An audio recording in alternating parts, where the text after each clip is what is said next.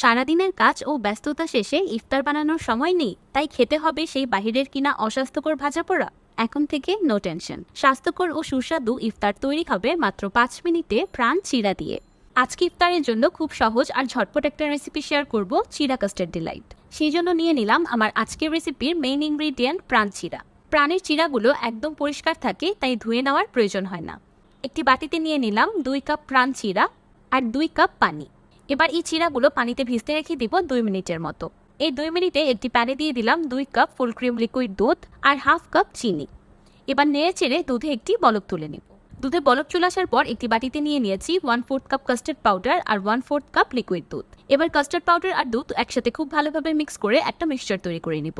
এক হাত দিয়ে দুধে ঢালতে থাকবো, আরেক হাত দিয়ে অনবরত নাড়তে থাকবো যেন দলা পাকিয়ে না যায়। কাস্টার্ড পাউডার দুধে অ্যাড করার 1 মিনিটের মধ্যেই দুধটা খুব সুন্দরভাবে ঘন হয়ে আসবে। এবার এটাকে চুলা থেকে নামিয়ে একটি বাটিতে ট্রান্সফার করে দিলাম। এবার এই কাস্টার্ডটাকে ফ্রিজে রেখে দিচ্ছি ঠান্ডা হয়ে যাওয়া পর্যন্ত। মাশাআল্লাহ, দেখতেই পাচ্ছেন প্রত্যেকটি চিড়া কত সুন্দর ফ্লাফি আছে, একদমই ভেঙে যায়নি বা গলে যায়নি। এবার চিড়াতে দিয়ে দিলাম 3 টেবিল চামচ মেল্টেড ঘি।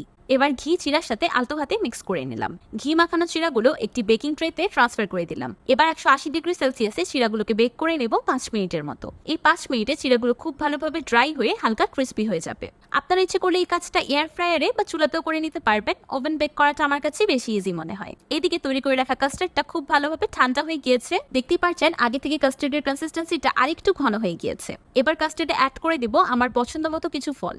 আমি আপেল, কলা, আঙ্গুর আর আনার ব্যবহার করছি। ফলগুলো কাস্টার্ডের সাথে কুইক মিক্স করে নিয়ে দিয়ে দিলাম আগে থেকে প্রিপেয়ার করে রাখা প্রাণ চিড়া। এবার চিড়াগুলো কাস্টার্ডের সাথে খুব ভালোভাবে মিক্স করে নিলেই তৈরি হয়ে যাবে সহজ, পুষ্টিকর ও মজাদার ইফতার রেসিপি।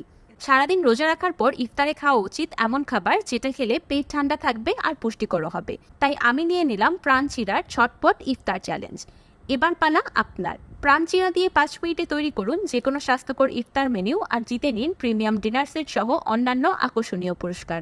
অংশগ্রহণ করতে আপনার ফেসবুক পোস্টে রেসিপির নাম, স্টেপ বাই স্টেপ প্রস্তুতের ছবি বা ভিডিও দিন আর জানান সেই খাবারের স্বাস্থ্যকর। সময় মার্চের 16 তারিখ পর্যন্ত। আর হ্যাঁ, প্রাণ চিড়া ও ঝটপট ইফতার হ্যাশট্যাগ ইউজ করতে ভুলবেন না কিন্তু। আমি চ্যালেঞ্জ নিয়েছি, আপনি নিচ্ছেন তো?